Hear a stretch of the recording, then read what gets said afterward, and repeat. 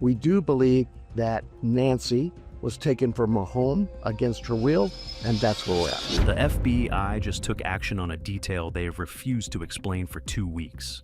Nancy Guthrie's phone, belonging to an 84-year-old woman taken from her locked Tucson home in the middle of the night, hit a cell tower 200 miles away at 6 o'clock in the morning. 200 miles. She can't walk 50 yards without help. Her pacemaker disconnected from her iPhone at 2:30 a.m. inside a house where her blood was later found dried on the front porch. And the FBI moved on that signal. According to the timeline from the sheriff, Nancy Guthrie's pacemaker disconnected from her phone that was inside the home at 2:28 a.m. They deployed resources to locations they have never disclosed and locked down where that phone went so tightly that not even her family has been told. What we've pieced together about that signal, about the 9 days the FBI told her family the doorbell footage was destroyed, about what that footage actually captured, and about the tactical units that rolled into Tucson the moment it went public, is going to change everything you thought you knew about this case. The night that went silent. Here's the deal, to understand why that 200-mile phone signal is the detail that breaks this case open. You have to see the timeline investigators built. And more importantly, you have to see the holes they left in it. Because what they chose to be specific about and what they chose to leave completely blank tells you almost as much as the evidence itself. Nancy Guthrie, 84 years old, mother of today, show anchor Savannah Guthrie, spent the evening of her disappearance at her oldest daughter Annie's home in Tucson. Dinner, games, a quiet family night. Nothing to remember because nothing was supposed to happen. Around 9:45 that night, a family member drove Nancy home. Now, pay attention to this. The Pima County Sheriff's Department has never publicly identified which family member that was. Every official statement says a family member. That's it. In most missing person cases, the last person to see the victim alive is one of the first details law enforcement confirms. Not here. The person who drove Nancy Guthrie home that night remains officially unnamed, and meanwhile, her medication clock was already ticking. Every hour that passed from this moment forward was an hour closer to an 84-year-old woman running out of the drugs that keep her alive. What investigators did confirm is this. The garage door opened and closed around 9:45, matching her arrival. The house went quiet. And whatever happened next happened without witnesses, without confirmed surveillance footage, and without any public explanation of how the night unraveled between 9:45 p.m. and the moment everything went wrong. Her pacemaker disconnected from her iPhone at 2:30 in the morning. Here's why that matters more than almost anything else in this case. A pacemaker paired to a smartphone communicates continuously. It tracks heart rhythm. It logs data. It is, in a real sense, a digital lifeline tethered to a beating heart. When that connection drops, it means one of two things. Either the phone was carried out of Bluetooth range while the pacemaker stayed with Nancy's body, or something happened to Nancy herself that severed the connection. Law enforcement confirmed the exact time. They have never confirmed which explanation is the real one, and they have never explained why they won't say. And then, somewhere between 2:30 a.m. and 6 a.m., her phone pinged a tower 200 miles away. 200 miles. Think about what that means for an 84-year-old woman who needs help walking across her own living room. Someone was moving, fast, covering ground in the dark. And they were already far from Tucson before the sun came up. South of Tucson puts you deep into Mexico, past Nogales into Sonora. North puts you approaching Phoenix. West takes you to Yuma and the California border. East puts you in New Mexico. Every direction leads somewhere significant. Every direction raises different questions about who was driving, how fast, and where they were headed. But the phone signal wasn't the only thing investigators were keeping quiet about, because for 9 days, the family was told the one piece of evidence that could have cracked this case wide open simply didn't exist. The footage that was gone until it wasn't. Nancy had a Google Nest doorbell camera at her front door. Night vision, high definition. Timestamps every event. If anyone approached that door the night she disappeared, the camera saw them. When investigators found out about it, hope surged. This could have been over in hours. And get this. FBI agents and Google Nest technical support told the family the footage was gone. Nancy hadn't paid for cloud storage. Without the subscription, video gets automatically deleted after a short window. The window had closed. The footage was erased. No way to get it back. Gone. 9 days. That's how long investigators accepted that explanation and moved forward without the most critical piece of evidence in the case. 9 days while Nancy's medications were running out. The same medications an 84-year-old woman with a pacemaker needs to stay alive. 9 days while leads went cold. 9 days while whoever took her put distance between themselves and Tucson. 9 days while Savannah Guthrie stood in front of cameras she'd stood in front of thousands of times and begged the country for information. And thousands of tips poured into a line that was working blind because the one thing that would have made everything clear was supposedly destroyed. Then on day 9, the FBI announced they had recovered the footage. Let that land for a second. The footage that absolutely did not exist, that could not be recovered, that Google itself said was gone forever, was now in the FBI's hands, showing exactly what happened at Nancy Guthrie's front door. The explanation? Vague in the worst possible way. Investigators said they used specialized federal resources and pressured Google to access archived data on back-end servers. Technology experts immediately flagged the problem. Google maintains massive server infrastructure and archives data specifically because law enforcement needs it constantly. Federal subpoenas for tech company data happen every single day. The idea that local investigators couldn't access it, but the FBI suddenly could after 9 days opens a door nobody wants to walk through. Did the FBI have this footage earlier and choose to sit on it? Were they watching something develop that required the family to believe the evidence was gone? What were they doing with those 9 days while Nancy's daughter begged the country for help and her mother's medication supply counted down to 0? That question has never been answered, and what the footage actually showed is about to make it so much worse. If you're following this case, subscribe now, because what that camera recorded changes everything. The figure at the door. The timestamp reads 1:47 a.m. A figure approaches Nancy Guthrie's front door. Ski mask, dark clothing, gloves, zip-up fleece. A backpack on their back, already full when they arrive, and on their hip, clearly visible under the camera's night vision, a holstered firearm. But here's the catch. The details in that footage don't add up the way they should. And the people who have spent weeks analyzing them, frame by frame, are struggling with what it means. Retired homicide detective Phil Waters has reviewed thousands of hours of crime scene footage across a 30-year career. He watched this clip 3 times before he said anything. Then he called the figure's behavior very odd. And when a man who has spent 3 decades looking at crime scenes uses those words, it means something specific. It means what he saw doesn't match any pattern he's encountered before. Here's what unsettled him.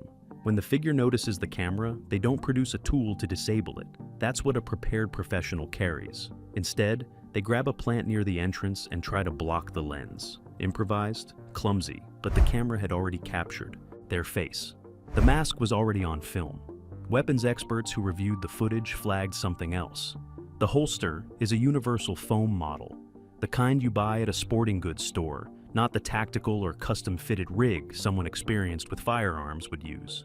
The ski mask, meant to conceal identity, was thin enough that facial features, including apparent facial hair and eye characteristics, were partially visible under night vision. Analysts said those details alone could narrow the suspect pool significantly. And then Waters raised the question that changed the entire trajectory of the analysis.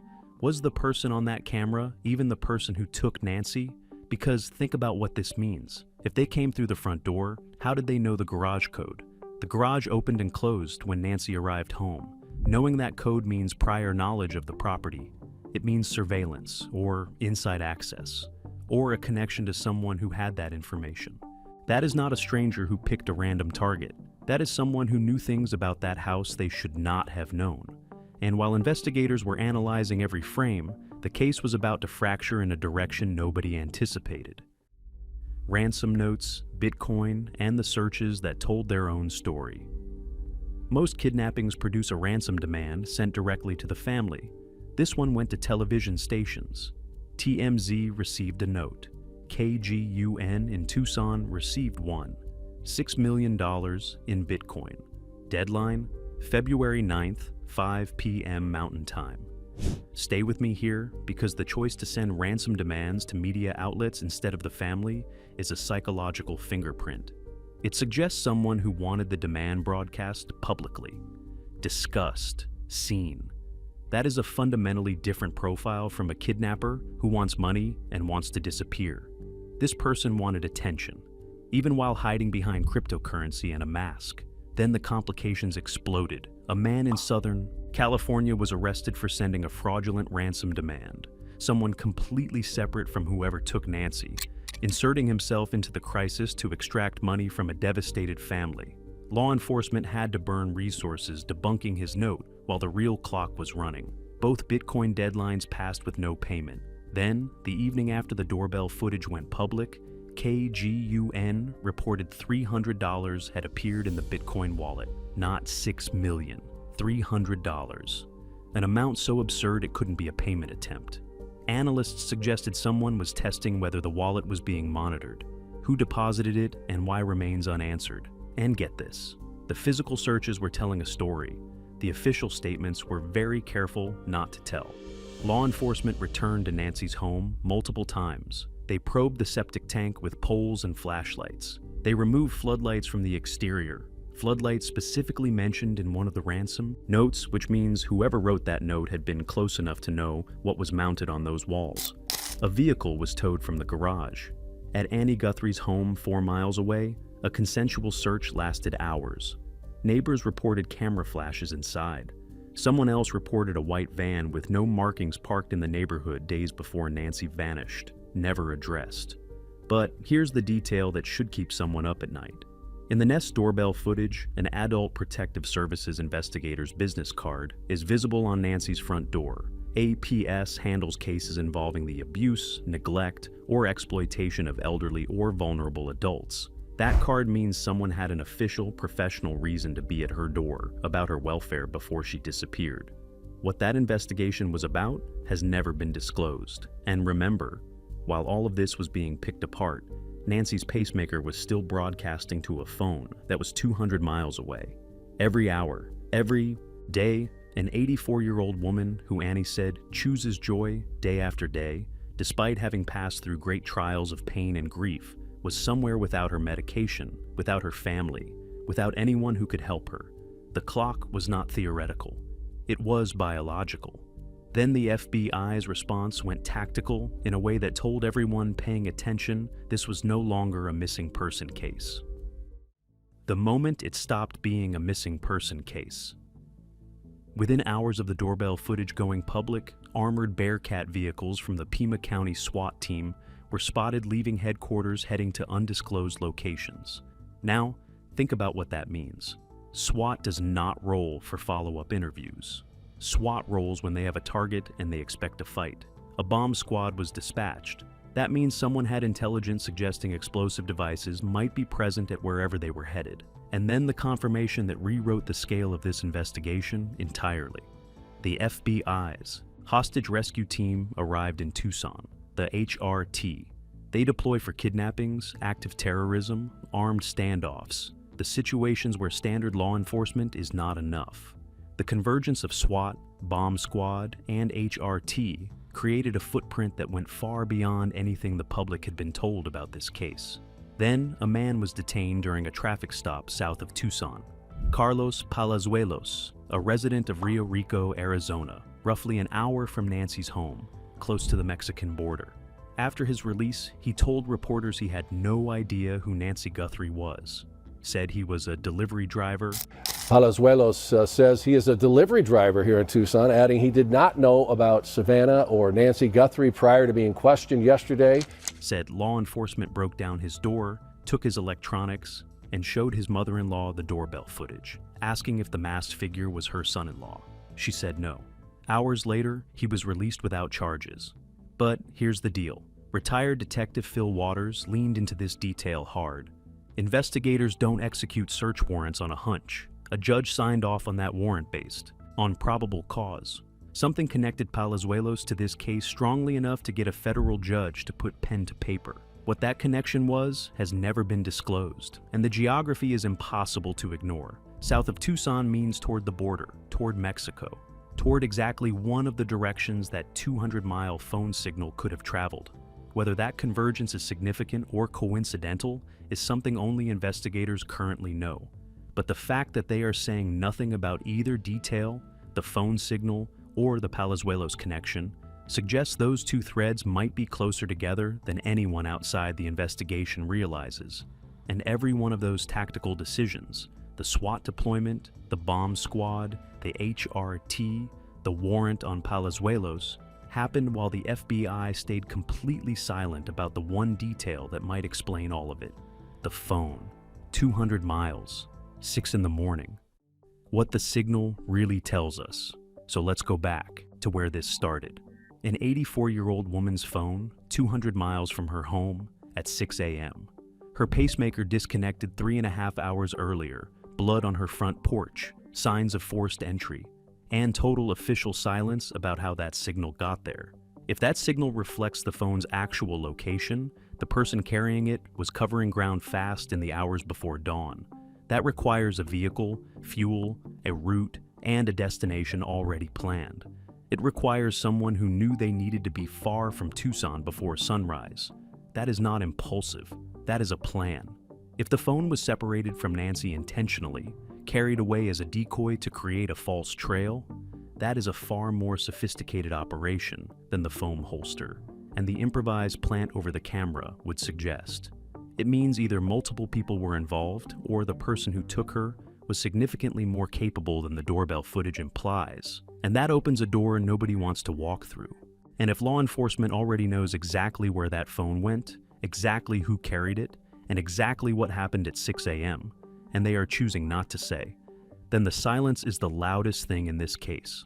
That is how FBI investigations work at their most serious level. Information gets held close. Not because there's nothing to say, because saying it too early could destroy an outcome that hasn't been secured yet.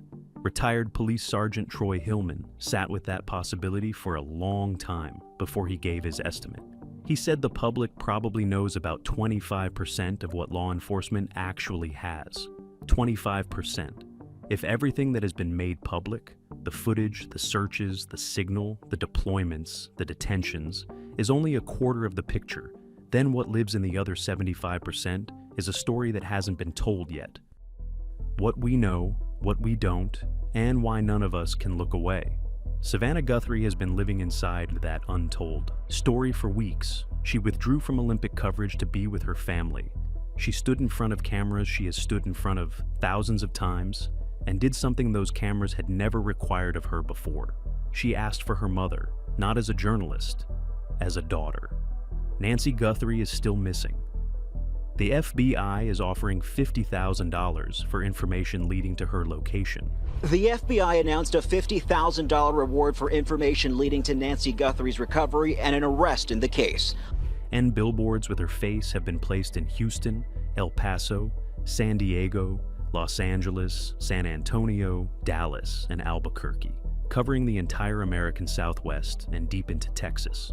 If this were a local case, you'd concentrate those billboards locally. Those billboards are pointing in every direction at once, just like the investigation. The footage that didn't exist was recovered. The man who was detained was released. The septic tank was probed, and its contents have never been discussed. The garage door code was known by someone who shouldn't have known it. The family member who drove her home has never been named.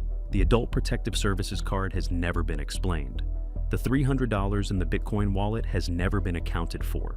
The SWAT teams, the bomb squad, and the hostage rescue team deployed somewhere. And the public was never told where or what they found. And the phone went 200 miles in the dark, and nobody in an official position has said a word about it. This is what an investigation looks like from the outside when the inside knows more than it's saying. This is what it looks like when a family is waiting and the world is watching, and somewhere between the questions that have been asked and the answers that haven't been given, an 84-year-old woman named Nancy Guthrie is the reason none of us can look away. If you have any information about Nancy Guthrie's whereabouts, contact the Pima County Sheriff's Department at 520-3514-900. Reach the FBI at 1-800-CALL-FBI or submit a tip at tips.fbi.gov. fbi.gov. You can remain completely anonymous. The FBI is offering a $50,000 reward. Subscribe so you are here when the answers finally come. And if this video reached you, share it. Because somewhere, someone knows something, and the one person who sees this and recognizes a detail, a vehicle, a face, a location, might be the person who brings Nancy Guthrie home.